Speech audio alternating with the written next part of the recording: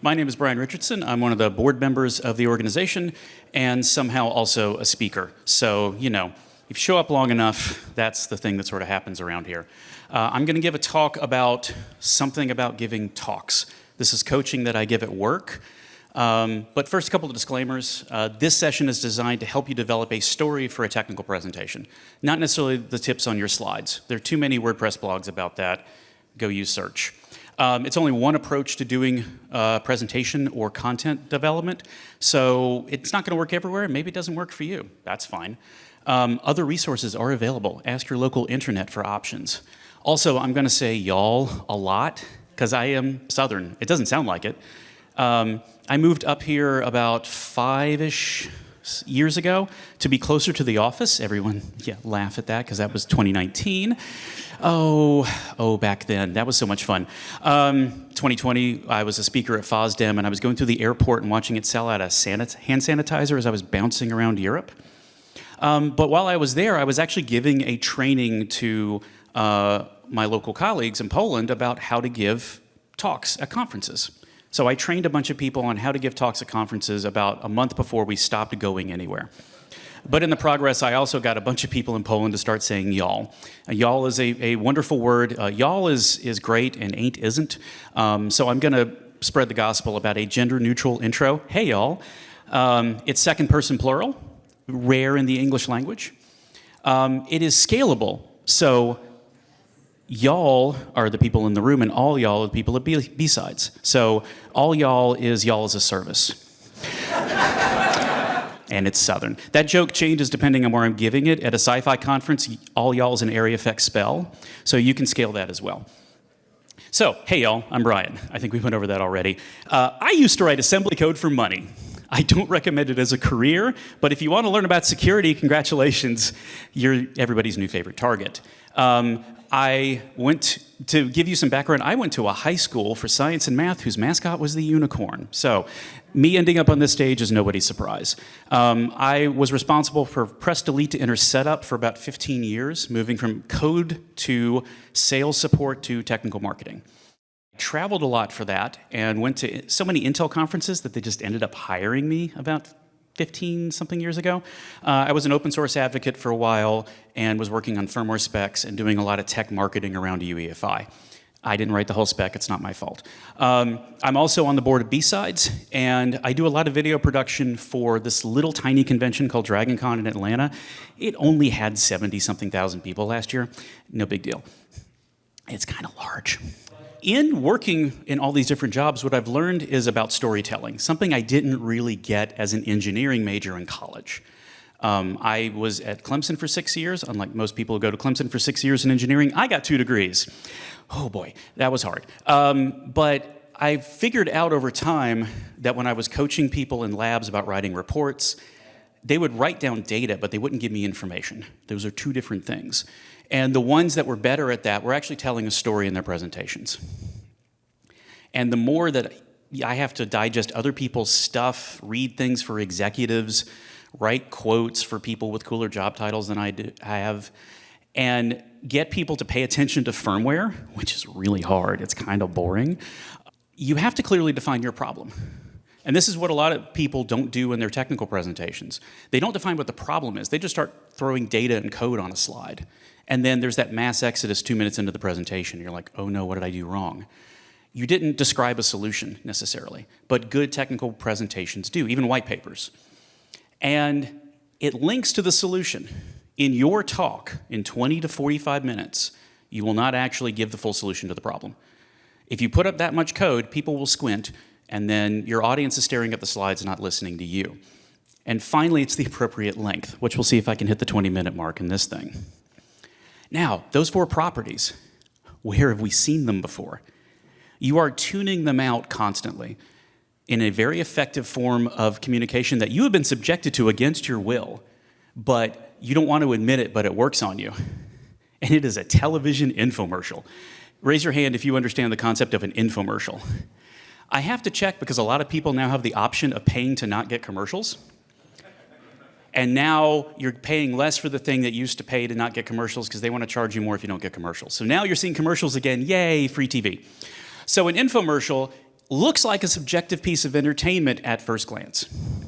I'm learning something about a rotisserie chicken maker. Ooh, this must be newsworthy because it has a news-style format. No, they're trying to sell you something. But it is a large industry. It is worth $200 billion US annually. That is a lot of dollars. Even if it was a different currency, still a lot of dollars. So these look ridiculous. All right, who owns Flex Seal? Go ahead. Somebody's got, yeah, okay, it worked, right? Spray rubber in a can. $200 billion. What are they doing right? One of the things I do is I make stupid videos for the internet for this thing called DragonCon TV, which is I founded 2 TV stations. One of them was fake, but it's the bigger one now. I founded television at Clemson back in the 90s. Again, I wrote assembly code for money. And the thing that we do at DragonCon TV in between the actual panels is we make content to entertain folks, kind of like gap programming. And we would just parody, what if a TV commercial existed in your sci-fi universe? What if Deadpool gave a master class on breaking the fourth wall? What if you could spray something on your movies and it made them better? Right. So that was Improvy. It also came with retcon, which is a spackle used to cover over plot holes. That's the kind of nonsense I make. But then when you make fun of something, you deconstruct it and find out why it works. And now I find out why the infomercial works. Because every good presentation, while I was doing that stupid comedy nonsense, I was doing a ton of conference presentations. So I was in the audience like you going, oh, why does this work? And it turns out a lot of people have latched onto this idea of the same format as the infomercial, which is fail, fix, learn, and act. And every infomercial has these 4 stages. Fail is the black and white part where I forgot how to human. I can't put on a robe. Why I can't put on a robe while I'm sitting down? Okay, so I get a Snuggie, right? Fix is the thing. But wait, there's a solution for your very obvious problem. Fail is often ridiculous. And you think it's ridiculous because they think you're an idiot. They don't. I'll get to why fail works in a second. But fix is the thing. If you have a problem as an engineer, always follow with the solution. Otherwise, you're just doing comments on the internet. Learn is where you find out how it works. This is the longest part of the infomercial. And in their format, it's 20 seconds in a 30-second commercial. But it's the meat. It's putting the tape on the thing. It's putting the robe on the person. It is slapping the chop, as they say. Nobody says that. And then act is what do you do next? Call now to order. In marketing materials, it's called a call to action. There's no better call to action than actually having to call something. Go to a website, go to a phone number, download a thing. This is super clear. And every good technical presentation, white paper, sales deck that I've encountered has this. And this includes Black Hat and DEF CON presentations. You clearly define a problem. You propose a solution. You tell people how the solution works, but you don't read them the whole user manual because you ain't got that kind of time. And finally, what do they do when they leave? If you developed a patch for something, you better tell people where it is and how they can apply it. Hey, this microcode sucks. Anyway, my time is gone. Bye. What do I do with that information? Well, you go into the Linux thing where the microcode lives and you put it on your stupid server so the thing stops happening. And in this format, and this is the thing, when I talk about storytelling, who had to endure English 101 and the idea of the hero's journey? Right, if you don't know what the hero's journey is, you know what the hero's journey is. It's about an orphan being discovered by some old creepy dude in robes who tells him he has magical powers, whisks him off to a magical land through some kind of transport, and then they go on to defeat the big baddie with a weird nose. And of course I'm talking about Harry Potter, but I could have been talking about Star Wars, or I could have been talking about all that stuff you had to read in the Iliad and the Odyssey. It has 7 stages. I got 20 minutes, nobody got time for that. But the hero's journey is about the hero. You're not the hero in this story, even though you're one on the stage. You are setting up your audience to be the hero. If you tell the audience, hey, there's a security problem, the audience should be the one to fix it. You're not going to patch all the systems. Nobody ain't got that time. So you have to present it as if you are pitching the audience on what they have to take away. And yes, even if you're not selling something, you are selling something. You are selling an idea. So even in open source, you have a sales pitch. Sometimes the sales pitch is, Outlook sucks. It's a compelling pitch. Even the Magic 8 Ball knows that Outlook isn't really good. So you're still getting someone to do a thing that makes the situation better. Industry, life, whatever. Keeps you from becoming a chicken farmer in the woods because people actually fixed your stuff. I have chickens. I almost have woods. I'm 2/3 of the way there. All right, so if this was the hero's journey, I'm so sorry you're not Luke Skywalker. Now, as me, being a person who at age 5 saw Star Wars in the theater, I wrote assembly code for money. This hurt me a little bit when I discovered it, because I wanted to be Luke Skywalker when I was 5. Blonde kid, parents still alive, so that disqualified me. Also no Batman, because they're alive and no trust fund. But I wanted to be Luke Skywalker so bad. And then when I moved to Georgia and built my first house, I had to put in an air conditioner because I lived in Georgia and otherwise you would die. People in Portland are just discovering the wonders of heating and air conditioning and not just heating. Global warming's real. But Georgia has like 85 degrees during the day to 90, 80 degrees to 70 at night with 127% humidity in the summer. And I discovered that my air conditioner takes moisture out of the air as part of the heat pump process. And I was getting 5 to 8 gallons of moisture out of my air conditioner every day. And the reason I knew this is because they ran the pipes backwards in my house and it all went down to my basement foundation. So, one jackhammer later, and some profanity, I fixed that situation and was measuring the output and dumping that 5 to 8 gallons of water into my garden every day. Free water. So I became Luke Skywalker, but the whiny moisture farmer, not the actual hero. I should have been more specific. In this story, you're Obi-Wan. You're Dumbledore. Let's gloss over how those characters end in their respective stories, but that's what your role is as that speaker. You are guiding the hero in their journey. You're going to get them about halfway there. Oh, living on a prayer. Okay. An example from my life in firmware. Oh, firmware. Being everyone's favorite attack surface since the CIH virus, which I found in the wild. I found the Chernobyl virus in the wild in a release that I sent out to a customer. It was the first virus to actually try to attack BIOS by leveling it. Whole different talk. But people are still doing PXE boot, and it hurts my soul. PXE boot is just yelling across a network. Hi, here's a boot image. Anybody can take it because it's UDP. Yay! No, that's terrible. Doesn't work outside the firewall. And it kind of is terrible anyway, because any idiot with a Raspberry Pi and a little bit of free time can sniff your boot image, take it home and play with it, and then find the exploits on your network. Yay! No, it's not yay. So we're trying to get people to actually do HTTPS boot in firmware, which, good news, a lot of data centers do this. The people who are using your information to try to sell you handbags on the internet, totally using HTTPS now, on their internal networks anyway. Now, trying to present this problem to a bunch of people, my audience is not the firmware developers. They know it's there, they read the spec, mostly, except for those security problems. But I gotta convince a network administrator to care about firmware. Oh no, that's really hard. They don't even know what their hardware is they're running in the cloud now. So how do I get them to care about this? So I don't tell them about firmware. I tell them that their boot method has no authentication built into the spec. And then they make that face. Yeah, that one.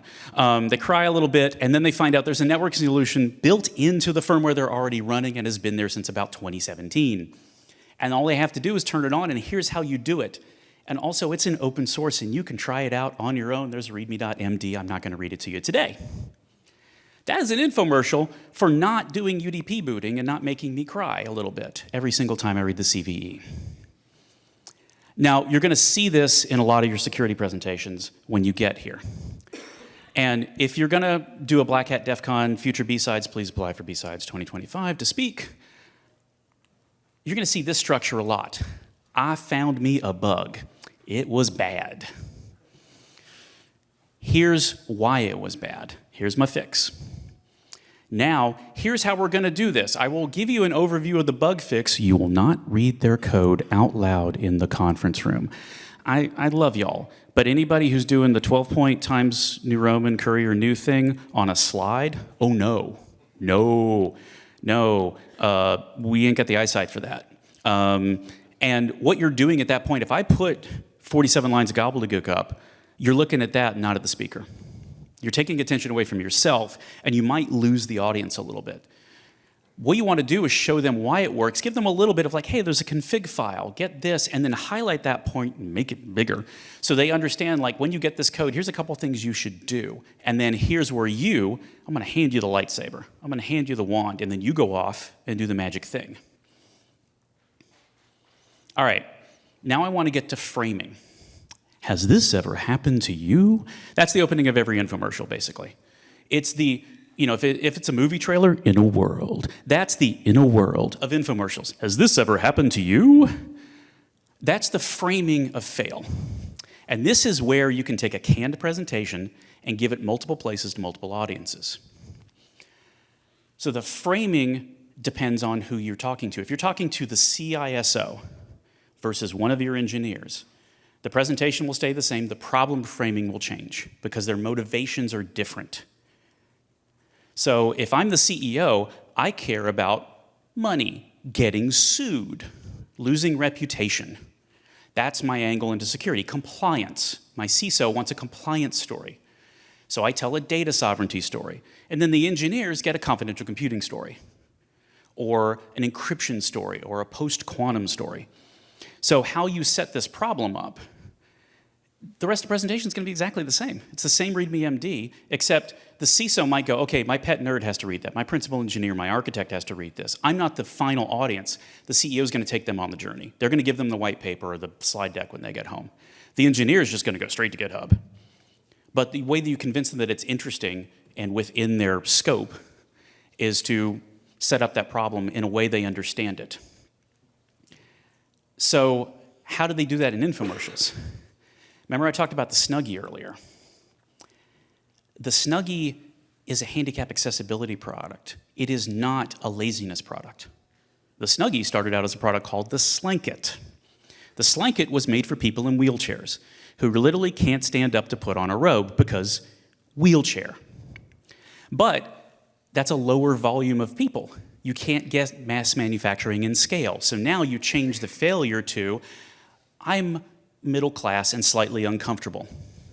You sell way more of the things, and you get the cost down so you can mass market the product. So the slap chop, that thing that you put over the onion and hit it, you're like, I have two hands and a knife. Now, who doesn't have two hands? People with one hand? Luke Skywalker, we're going to bring it back around to the hero's journey again. So there was a time where Luke Skywalker was like, yeah, Snuggie would be great. It's going to take me a while to figure out how this hand works. It's got a bunch of CVEs in it. But fix, learn, and act are all the same thing. You're defining the problem just to a different set of people. So I have a call to action, which is you take this idea for free, absolutely free, and then figure out what it applies to. If you're doing a poster session, this is great for poster sessions. We borrowed, there's actually a PhD that we at Intel borrowed one of their formats for poster sessions. And it blocks out into basically this 4-quadrant. And it gets it down to, instead of doing the name of your research paper at the top of the headline on your poster, you do the outcome. What did you achieve? That's the thing that's in 60-point font on the thing that you picked up at FedEx office. And then you and your Amish PowerPoint are like just standing there in the hallway, and now you can draw people in because like, oh, I want the outcome. I want 100% faster bug recovery. I want AI to leak less data. Okay, that's the thing that draws them in, and then you explain the problem. White papers work like this too if you have to write those things. All right, what I didn't cover is how do you get your talk into a conference? That's a whole nother subject. We have a workshop on it. Joe's, there still space in that workshop? Joe's giving that workshop. There's space in the workshop. It's at 1:30 in room 329. I recommend, Joe's actually presented way more conferences than I have, and way more that are in this genre. So if you want to actually get into a security-style conference, I recommend going to that, because the whole call for papers process and everything is a little confusing at first, and there's ways to kind of optimize that. But wait, there's more. Okay, no, that really isn't. I'm done. But we're just going to close by enjoying Obi-Wan Kenobi enjoying his Snuggie. Thank you very much.